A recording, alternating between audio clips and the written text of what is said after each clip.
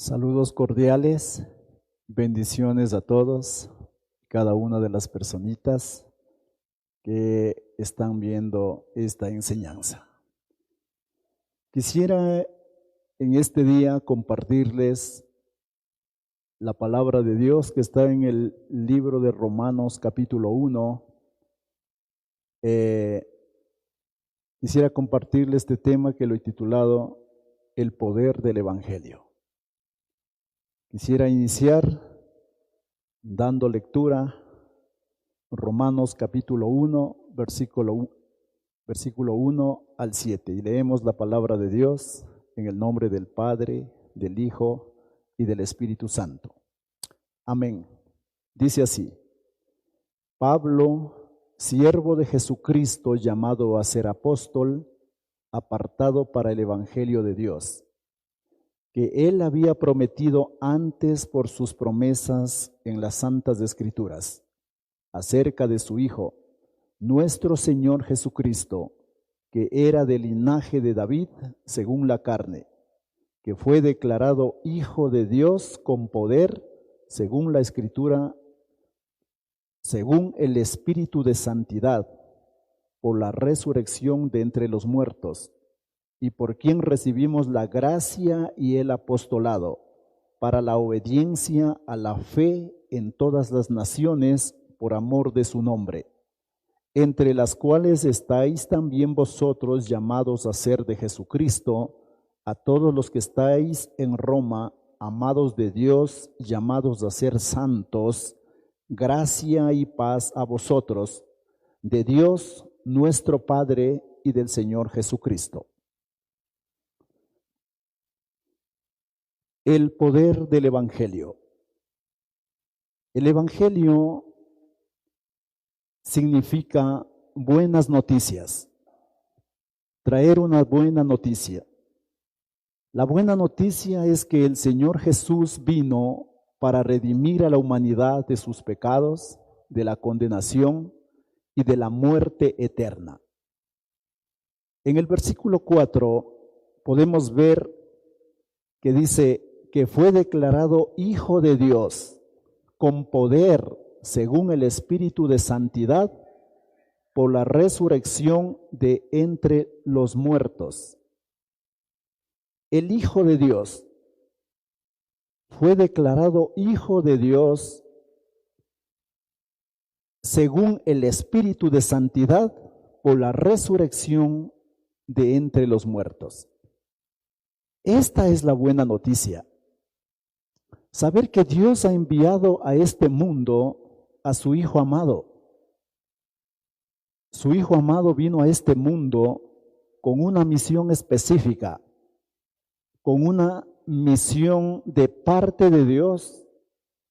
Por eso cuando Él estuvo en este lugar, en la tierra, siempre decía: yo hago porque esto le agrada a mi Padre.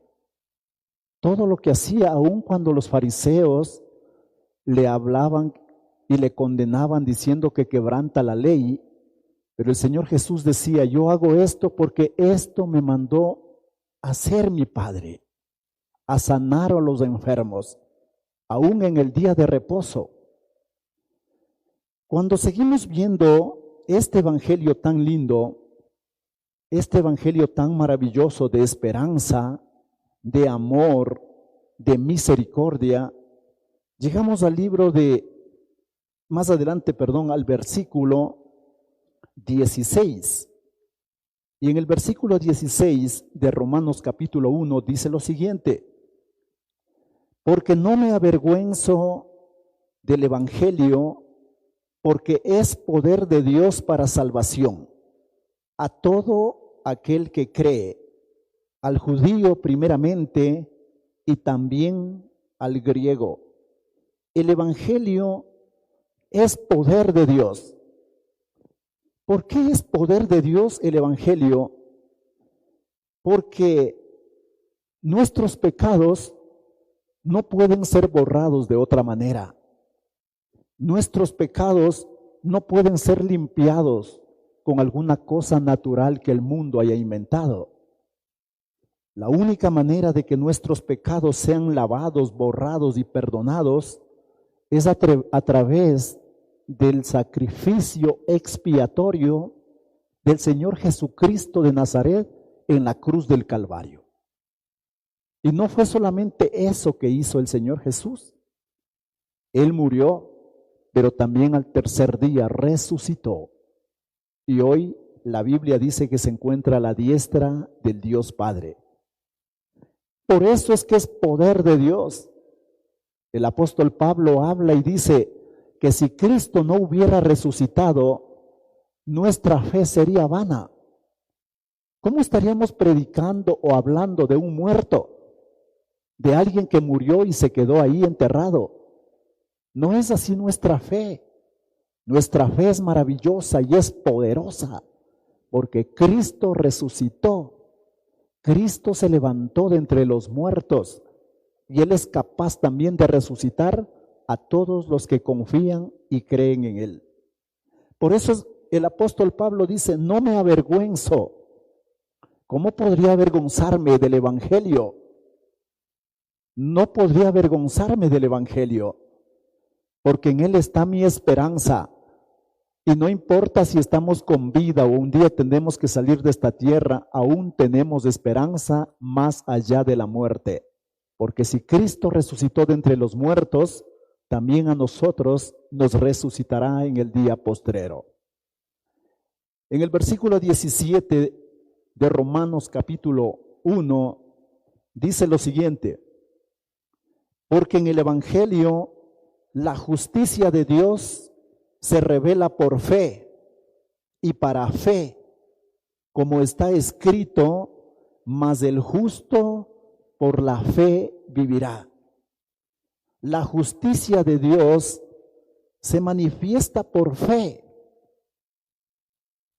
Por fe. El requisito que Dios quiere que sea activado en los hombres para poder recibir este evangelio es la fe. Y cuando leemos en Hebreos capítulo 11 que dice, es pues la fe la certeza de lo que se espera y la convicción de lo que no se ve. Este requisito es esencial. ¿Para qué? Para poder recibir la justicia de Dios. No tenemos algo visible, algo palpable, algo que podamos atesorarlo o demostrar como un documento de lo que el Señor Jesucristo hace por nosotros. No tenemos visiblemente, pero lo tenemos con certeza y con seguridad por medio de la fe. Y por eso el Señor escribe y dice, mas el justo por la fe vivirá. Esto, todo ser humano tiene la capacidad de creer, pero es necesario activarlo, es necesario creer. Jamás hemos visto con nuestros ojos carnales a nuestro Señor Jesucristo, pero creemos en nuestro espíritu que Él vino a este mundo, entregó su vida, se sacrificó por nosotros los pecadores y al tercer día resucitó. Y hoy está a la diestra del Padre y ha enviado su Espíritu Santo para convencernos a cada uno de nosotros y darnos libertad. Seguimos adelante estudiando este pasaje, este libro de Romanos capítulo 1. En el versículo 18 dice lo siguiente: porque la ira de Dios se revela desde el cielo contra toda impiedad e injusticia de los hombres que detienen con injusticia la verdad. Se revela la ira de Dios desde el cielo en contra de toda impiedad e injusticia. Este Dios de amor y de misericordia que envió a su Hijo amado a este mundo, que envió como un cordero inmolado, que cargó sobre él los pecados del mundo entero, que mostró su gran amor por la humanidad. Porque así dice en el libro de San Juan capítulo 3 versículo 16, que de tal manera amó Dios al mundo que ha dado a su Hijo unigénito para que todo aquel que en él crea no se pierda, mas tenga vida eterna. Dios demostró su amor con la humanidad. Dios entregó lo más valioso de su reino. Él no tomó un ángel, el más pequeño. Él no tomó algún arcángel, el que estaba portándose un poco mal, para enviarle a esta tierra. Él envió lo mejor que tenía en su reino y fue a su Hijo amado. A su amado Hijo envió a esta tierra en forma de un niño, de un bebé. Vino naciendo de la Virgen María de manera más humilde y sencilla en Belén, en un pesebre. Nació, creció, empezó su ministerio alrededor de los 30 años y luego, después de concluir su ministerio, entregó su vida por amor al mundo entero. Todas las personas podemos darnos cuenta que esta es la máxima manifestación del amor de Dios. Dar a su Hijo por nosotros. Pero este mismo Dios de amor y de misericordia y de compasión, siguiendo la lectura de este pasaje de Romanos capítulo 1, nos encontramos en el versículo 18 y dice lo siguiente: porque la ira de Dios se revela desde el cielo contra toda impiedad e injusticia de los hombres que detienen con injusticia la verdad.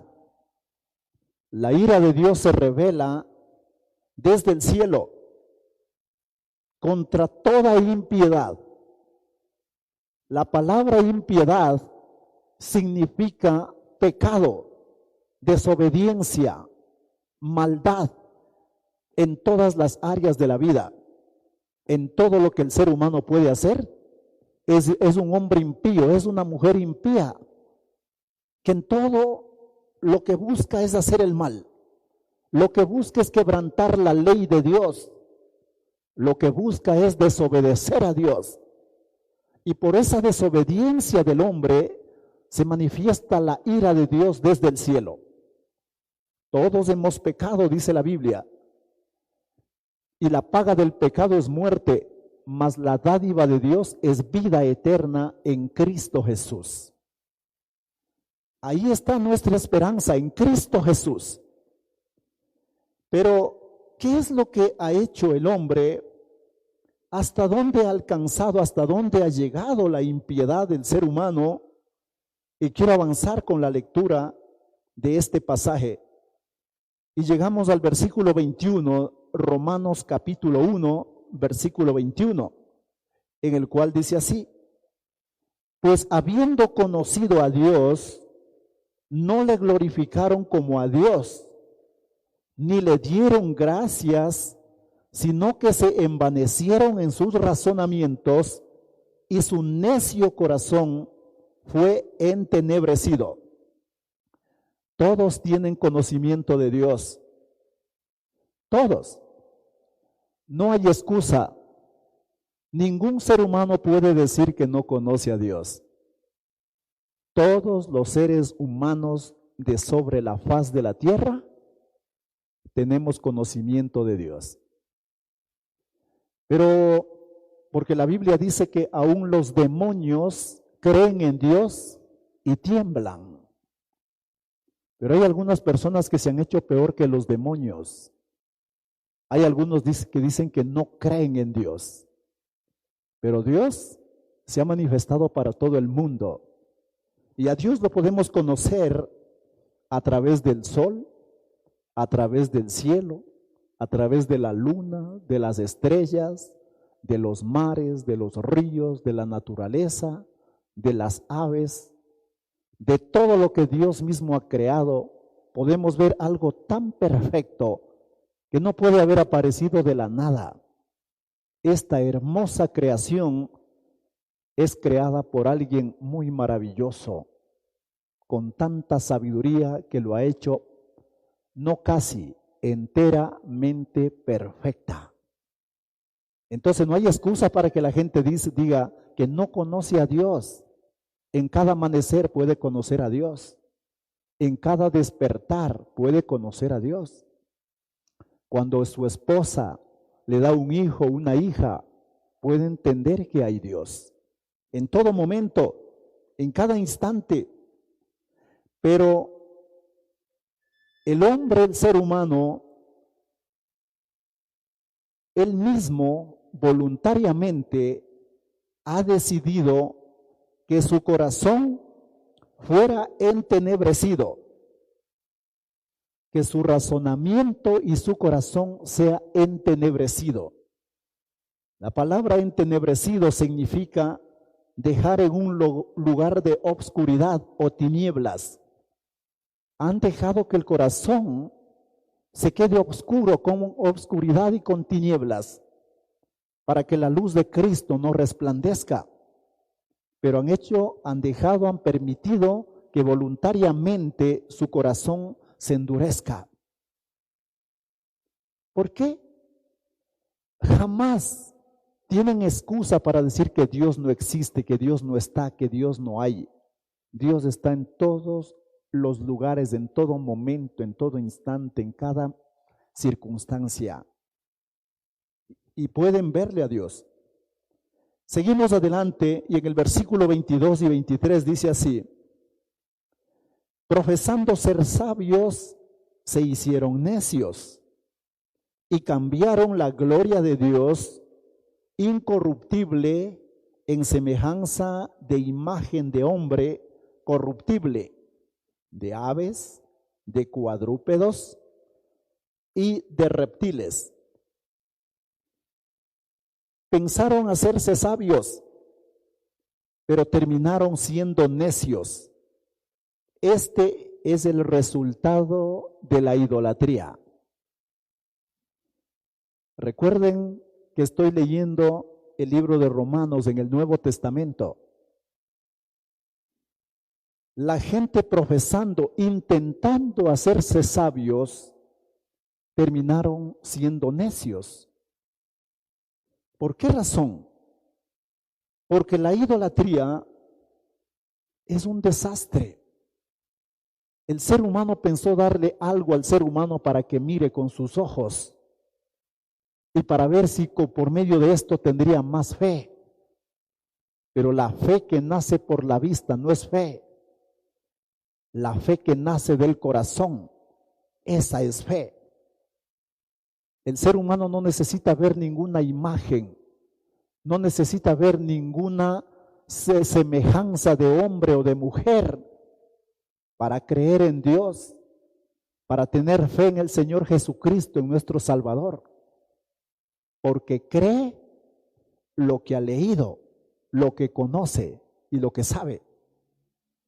Pero el desastre de la idolatría es que pensando hacerse sabios empezaron a hacer un montón de ídolos, de forma de hombre, de forma de mujer, de forma de animales, de forma de reptiles, y le entregaron a la gente para que la gente pusiera su confianza en estos. Y eso es un desastre. Eso fue mal hecho, porque no fue esa la voluntad de Dios. Dios desde el Antiguo Testamento advierte a su pueblo escogido: no te harás imagen de ninguna semejanza, ni de lo que está en el cielo, ni de lo que está en la tierra, ni debajo de la tierra. No te harás imagen, no te postrarás ni le adorarás. La idolatría no es algo que va de la mano de Dios, es contra Dios. La Biblia dice que para adorar a Dios debemos adorarle en espíritu y en verdad, con nuestro corazón, con nuestro espíritu, no fabricándonos algún ídolo, algún pedazo de madera o de piedra o de yeso. No, no, no. Eso es idolatría y eso es desagradable para Dios. Eso dice en el libro de Romanos capítulo 1, estamos en el versículo 22 y 23. Siguiendo adelante con la lectura en el versículo 24, dice lo siguiente: por lo cual también Dios los entregó a la inmundicia. Les entregó a la inmundicia en las concupiscencias de sus corazones, de modo que deshonraron entre sí sus propios cuerpos, ya que cambiaron la verdad de Dios por la mentira, honrando y dando culto a las criaturas antes que al Creador, el cual es bendito por los siglos. Amén. Cambiaron la verdad de Dios por una mentira. El Señor Jesucristo, cuando estaba aquí, dijo: yo soy el camino, la verdad y la vida. Solamente el Señor Jesucristo es la verdad. Pero esa verdad cambiaron por la mentira. Un pedazo de madera hecho en forma de un hombre, de una mujer, eso es una mentira. Eso es mentira. Pero cambiaron esta mentira por la verdad de Dios. Y dice que cambiaron esto y honraron, le dieron honra. A la mentira le dieron honra. Y le dieron culto. O sea que, en otras palabras, le empezaron a honrar como si fuera Dios a esta mentira. La Biblia dice en el Salmo 115 que los ídolos no son nada. Ellos tienen ojos, pero no pueden ver. Ellos tienen oídos, pero no pueden oír. Ellos dicen que tienen manos, pero no pueden palpar. De sus gargantas no sale ni un murmullo. Por eso es que la idolatría es una mentira. Es una mentira. Pero la gente que ha puesto su confianza en la idolatría ha dejado a un lado la verdad de Dios. Un día que usted tenga una situación difícil, esta mentira no le va a poder ayudar. Si no puede ayudarse él mismo, si no puede dar un paso él mismo, ¿cómo le va a poder ayudar a usted? Pero dice que cambiaron y le hicieron cultos, le ofrecieron sacrificios y dejaron a un lado al Creador, que es bendito por los siglos de los siglos. Siguiendo adelante en el versículo 26, dice: por esto Dios los entregó a pasiones vergonzosas, pues aún sus mujeres cambiaron el uso natural por el que es contra naturaleza. Y de igual modo también los hombres, dejando el uso natural de la mujer, se encendieron en su lascivia unos con otros, cometiendo hechos vergonzosos hombres con hombres y recibiendo en sí mismos la retribución debida a su extravío. En el versículo 27, el resultado desastroso de la idolatría conlleva consigo otro pecado de rebelión, y es que Dios les ha entregado a una mente reprobada para que cambien el uso natural tanto del hombre como de la mujer. Este pecado de la idolatría conlleva consigo otro pecado de rebelión. Como el hombre le dio las espaldas a Dios y prefirió construirse un pedazo de palo, de madera, de yeso, siendo un hombre tan inteligente. No es que le faltó inteligencia al hombre, voluntariamente él decidió cerrar su corazón al Creador. Como él decidió voluntariamente cambiar la verdad de Dios por una mentira, ahora esto le conllevó a otra cosa. Dios también les entregó en sus propias mentes. Les dejó, como decir, ya no les ya no les puso un freno, ya no les puso una limitación a sus pecados, les dejó que se corrompan. Y tanto llegó a ser así que cambiaron el uso natural tanto del hombre como la mujer. Lo natural desde el principio de la creación es que un hombre se case con una mujer y una mujer se case con un hombre. Eso Dios creó, varón y hembra, dice la Biblia. Pero a estas alturas hemos llegado donde hombres están casados con hombres y mujeres con mujeres. Ese no es el uso natural que Dios dio. Al principio de la creación, Dios dijo, multiplicaos, fructificaos. Solamente un hombre y una mujer pueden multiplicarse, pueden tener hijos. Un hombre con un hombre no. Una mujer con una mujer no. Cambiaron. Pero ¿de dónde salió esto? ¿Cuál fue la base, el cimiento para que todo esto vaya pervirtiéndose? La idolatría. Ellos cambiaron la verdad de Dios por una mentira y Dios les dejó en su desenfreno. En el versículo 28 dice lo siguiente: como ellos no aprobaron tener en cuenta a Dios, Dios los entregó a una mente reprobada para hacer cosas que no convienen. Dios los entregó. ¿Saben por qué el ser humano no se autodestruye entre sí y acaba con toda la raza humana? Porque la soberanía y la omnipotencia de Dios lo detiene. Así como Dios refrena las coléricas ondas de la mar, el día que Dios creó la tierra le dijo a los mares, a las aguas de los mares, hasta aquí llegarán y de aquí no pasarán.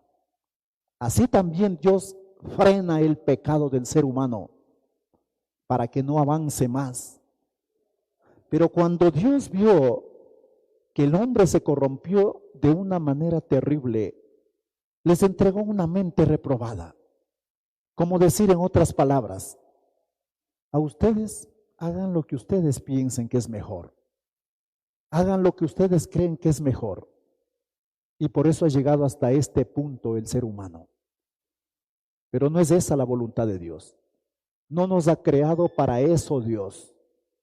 Nos ha creado para que seamos hijos de Dios y siempre honremos su nombre en todo tiempo, en todo momento y en todo lugar. Versículo 29 dice lo siguiente: estando atestados de toda injusticia, fornicación, perversidad, avaricia, maldad, llenos de envidia, homicidios, contiendas, engaños y malignidades. Dice que la gente en el mundo entero están atestados, o sea, están llenos de toda injusticia.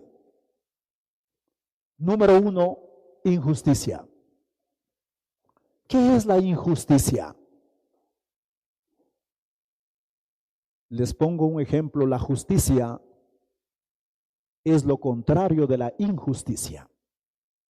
La justicia es equidad, es rectitud, es verdad, es justo, lo que debe de ser. La injusticia es corrupción, es mentira, no hay rectitud, es injusto en todo lo que se hace. Entonces están atestados de injusticia. ¿Es justo que en los hogares haya maltratos para las mujeres? No es justo. Eso es injusticia.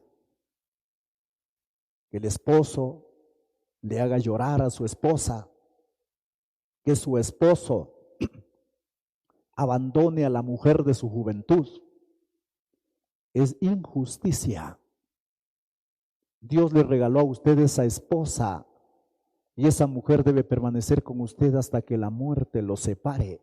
Eso es justo. Abandonarle es injusto. Traicionarle es injusto. Hacerle llorar es injusto. Eso es injusticia. Otra cosa dice fornicación. ¿Qué es fornicación? La palabra fornicación significa que los hombres y las mujeres se unen y empiezan a convivir sin estar casados, sin estar dentro del matrimonio de la bendición de Dios. Eso es fornicación. Esto no es agradable al Señor. Esto Dios no aprueba. Es injusto vivir de esa manera. Pero ¿por qué no quieren casarse? ¿Por qué no quieren unirse en matrimonios hasta que la muerte los separe? Porque no quieren compromiso. El matrimonio le hace a usted comprometerse con la mujer de su juventud hasta que la muerte los separe. Pero la fornicación solamente quiere ver qué pasa. Vamos a ver si funciona. No es esa la voluntad de Dios. La voluntad de Dios es que usted esté casado con su esposo, con su esposa. Otra cosa, la avaricia. La avaricia. Una persona que tiene avaricia no quiere gastar nada en beneficio de otros. Nada, se cree la persona más pobre, más necesitada. Y en realidad no es así. Nadie somos demasiadamente pobres como para que no tengamos algo que compartir con los demás. Todas las personas podemos hacerlo y debemos hacerlo con todo nuestro corazón y con todo nuestro amor. Pero la gente que tiene avaricia prefiere botar a la basura, prefiere quemar y no hacerle llegar a las personas que necesitan algo de lo que usted tiene. Otra cosa dice envidia. La envidia es un pecado desagradable a Dios, porque la envidia hace que la gente se enoje, la gente se moleste porque el otro prospera, porque el otro es bendecido. No, uno debe ser agradecido con lo que Dios le ha dado a uno. Sea poco o sea mucho, uno debe dar gracias a Dios por lo que tengo y no poderme admirar lo que el otro tiene. Si el otro tiene más, gracias a Dios por él. Y qué bien que Dios le prospere y Dios le dé. Pero no hay que tener envidia. Hay que agradecer por lo que Dios le ha dado a uno.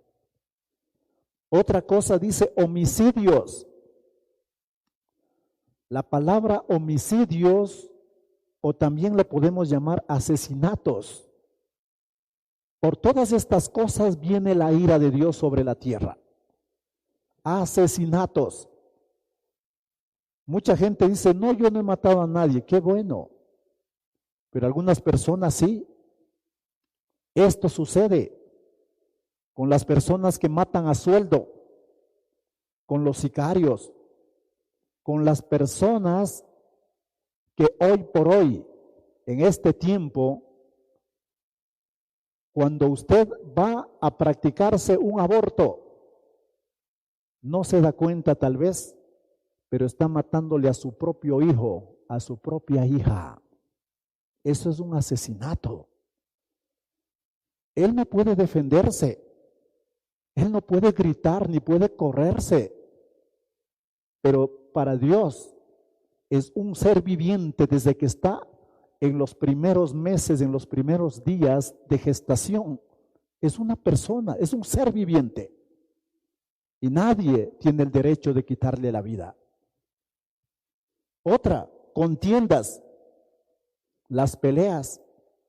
¿Cuántas familias viven enemistadas, enojadas? por cosas materiales. Entre padre, madre, hermanos, entre los familiares más cercanos, viven en contiendas, en peleas. Eso no está bien, eso no es correcto. A la familia Dios nos ha dado para amarles, para ayudarles, para disfrutar, compartir la vida con ellos, no para estar enojados, no para estar peleados. La vida nos regala el Señor por un tiempo y después, tarde o temprano, tendremos que salir de esta tierra. Algunos recién se dan cuenta cuando ya pierden a su padre, pierden a su madre, pierden a sus hermanos. Ahí vienen a llorar en el velorio o en la tumba. Pero usted más bien aproveche amándole, abrazándole, valorando lo que Dios le ha dado. Otra, aborrecedores de Dios. Eso dice en el versículo 30. Murmuradores, detractores, aborrecedores de Dios, injuriosos, soberbios, altivos, inventores de males, desobedientes a los padres, aborrecedores de Dios.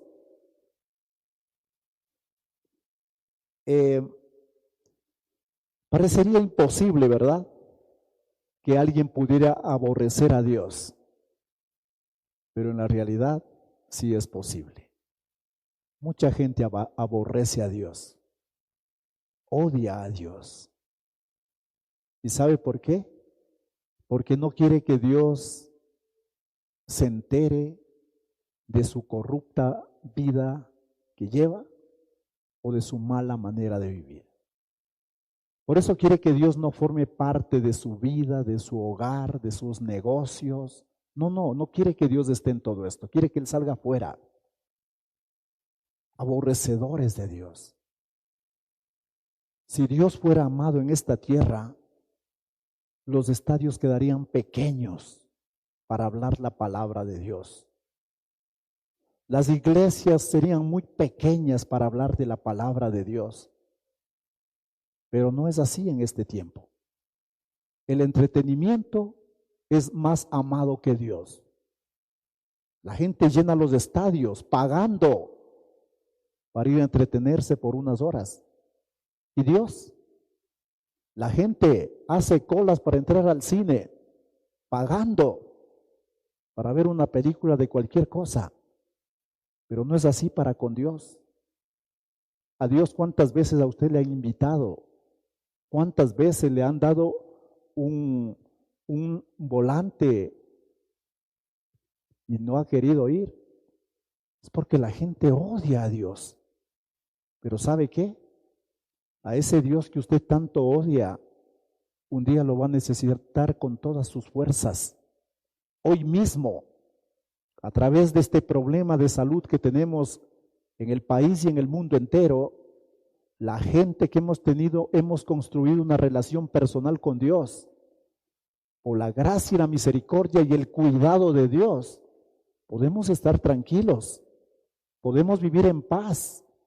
Pero cuánta gente que no ha tenido esa oportunidad o voluntariamente no ha querido aceptarle a Dios en su vida y en su corazón, está sufriendo, están temerosos, no saben dónde correr a esconderse.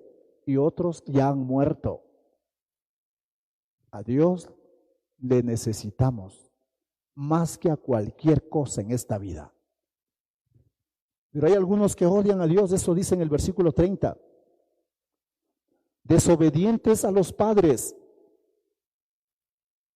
La palabra de Dios, uno de los mandamientos, dice: honra a tu padre y a tu madre para que te vaya bien y seas de larga vida en la tierra. Ese es el mandamiento dado por Dios. Pero algunos son desobedientes a los padres. Desde niños o adultos no tienen respeto, no obedecen a los padres. Nosotros como hijos debemos obedecer a nuestros padres. No importa cuántos años tengamos, no importa que ya seamos adultos. Es un mandato dado por Dios, que debemos obedecer a nuestros padres. Este principio saben y conocen los israelitas, y por eso son la gente más bendecida y más prosperada sobre la faz de la tierra. Honra a tu padre y a tu madre, no desobedientes. Y en el versículo 31 y 32 dice lo siguiente: necios, desleales, sin afecto natural, implacables, sin misericordia, quienes habiendo entendido el juicio de Dios, que los que practican tales cosas son dignos de muerte, no solo las hacen, sino que también se complacen con los que practican. Por último, sin misericordia. No conocen la misericordia. No tener misericordia es ser un hombre cruel, despiadado. ¿Por qué es necesario tener misericordia de los demás? Porque nosotros también un día tendremos que pedir misericordia. La gente a veces no tiene misericordia, no tiene compasión. Y todas estas cosas, dice el Señor, que hay en la tierra, es parte de la humanidad, de la gente. Todos estos pecados, la gente está atestados, están llenos de estos pecados. Y por esta razón viene la ira de Dios, se revela desde el cielo. Pero ahí está el poder del Evangelio. Si todas las personas han vivido en esto, han hecho estas cosas, ¿habrá esperanza? Vengo a decirles en este tiempo, en este día, que sí hay esperanza. Pero la esperanza para la humanidad, la esperanza para el ser humano no está en una filosofía, no está en una iglesia, no está en una religión. La esperanza para el hombre, el ser humano, el mundo entero, está en el único, en el Señor Jesucristo de Nazaret, el Dios viviente, el que dio su vida por amor a nosotros, el que murió, el que derramó su preciosa sangre hasta la última gota, pero al tercer día resucitó. Ahora Él les llama, y en la palabra de Dios dice: reconciliaos con Dios. Y lo que les digo a esta hora a toda la gente también es: reconcíliense con Dios, acérquense a Él, pidiendo misericordia y perdón por sus pecados, y hagan de Cristo su Señor y Salvador, y hallarán descanso para sus almas, habrá refrigerio para su espíritu. Les digo que este es el poder del Evangelio.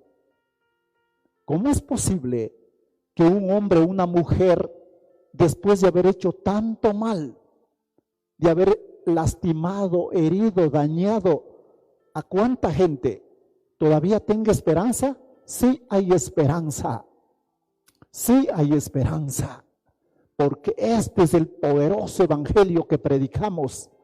El Señor Jesucristo para eso murió, para eso, dice la Biblia, para eso Él murió y volvió a vivir, para ser juez y rey tanto de los vivos como de los muertos. Este poderoso evangelio es el que predicamos. Venid a Cristo, vengan a Él en el estado que estén. No esperen ser perfeccionados para venir a Él. Ninguna persona primero se mejora de su enfermedad para ir al hospital. Cuando está de muerte corre al hospital, corre a los médicos y a veces ahí lo sanan. Si usted está a punto de morir espiritualmente en su pecado, no muera, corra a Cristo, venga a Él y Él lo espera con los brazos abiertos para darle salvación, vida eterna, perdón de pecados. Pero si no quiere correr a Él, esta lista terrible que el Señor hace, esto es grave, esto es terrible. El pecado que el Señor demuestra empezando desde la idolatría en adelante, esto es grave. no muera en el pecado. Haga un alto, ponga un punto en su vida y cambie de dirección. Eso se llama arrepentimiento. Cuando el hombre hace un alto y dice: no voy a seguir avanzando hacia el abismo, voy a darme vuelta y voy a correr hacia mi Salvador. Entonces tendrá usted la esperanza de la vida eterna junto con Cristo Jesús, nuestro Señor. Esta palabra he querido enseñarles en este tiempo, en este momento. Gracias a Dios por esta palabra preciosa. Durante todo este tiempo, si Dios nos permite, estaremos estudiando el libro de Romanos. Hoy empezamos con el capítulo 1 y vamos a seguir adelante. Quisiera hacerles una cordial invitación para el día domingo. Tendremos nuestro culto dominical a las 10 de la mañana. Les hacemos esta cordial invitación a todas y todos las personas que nos están mirando por este medio. Permítame orar y darle la bendición sacerdotal. Padre, en el bendito nombre del Señor Jesús de Nazaret, te doy las gracias por este tiempo. Gracias por tu palabra maravillosa. Oro, Padre, para que tu palabra encuentre cabida en cada corazón, en cada personita que mire, que escuche este mensaje. Y te ruego, Padre Santo, que tú hagas tu obra poderosa, porque tu palabra dice que tu palabra no regresa vacía, sino que cumple el propósito para la cual es enviada. Padre amado, oro para que esta bendición se haga efectiva en la vida de todos y cada una de las personitas que me escuchen. Que el Señor te bendiga y te guarde. Que el Señor haga resplandecer su rostro sobre ti y tenga de ti misericordia. Que el Señor haga resplandecer su rostro sobre ti y ponga en ti paz. Yo pongo el nombre de Jehová de los ejércitos, Dios de Israel, sobre tu vida, y que Jehová te bendiga con lo mejor del pan, del vino, del trigo y del aceite, en el nombre del Padre, del Hijo y del Espíritu Santo. Amén y amén. Bendición.